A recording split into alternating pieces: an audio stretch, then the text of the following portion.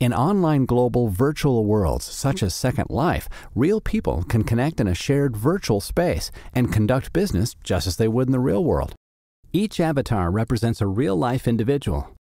When you're interacting with an avatar, you're speaking to a real-life person in a common virtual space. Virtual worlds provide a new form of buying and selling goods, developing property, and providing services to business partners. Nila Kazakov is a real-world clothing designer who created the House of Nila to sell her clothing designs in virtual worlds. I would almost say that a virtual world business could be practiced for the interested entrepreneur to get to know the market and also know whether or not their product is viable. Online worlds have rapidly evolved into commercial platforms that bridge the real and virtual worlds. Industries represented in these online worlds include film and entertainment, information technology, manufacturing, personal and professional services, and retail. Jody DeVere is the president of Ask Patty, a real-world business that provides advice to women on car purchases and other automotive issues. All the activity that's happening in our venue in the virtual world is connected to our web presence and what we're doing in the real-life business. Matt Nixon is the director of e-commerce at STA Travel, a leading youth travel agency.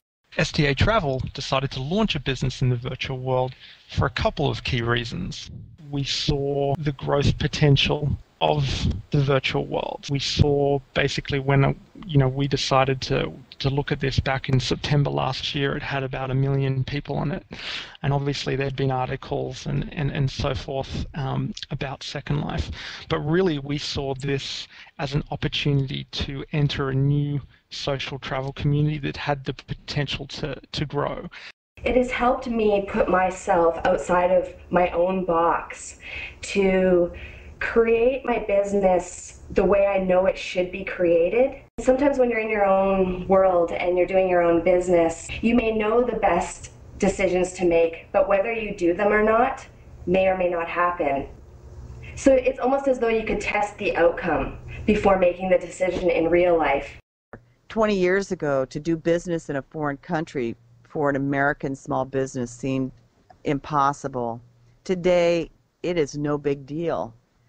I mean, they're only an inch away from you, and in Second Life, it makes the world even smaller and gives you even a more cost-effective way to do business with a much larger demographic of people. In many ways, virtual worlds are the next step in the evolution of online commerce.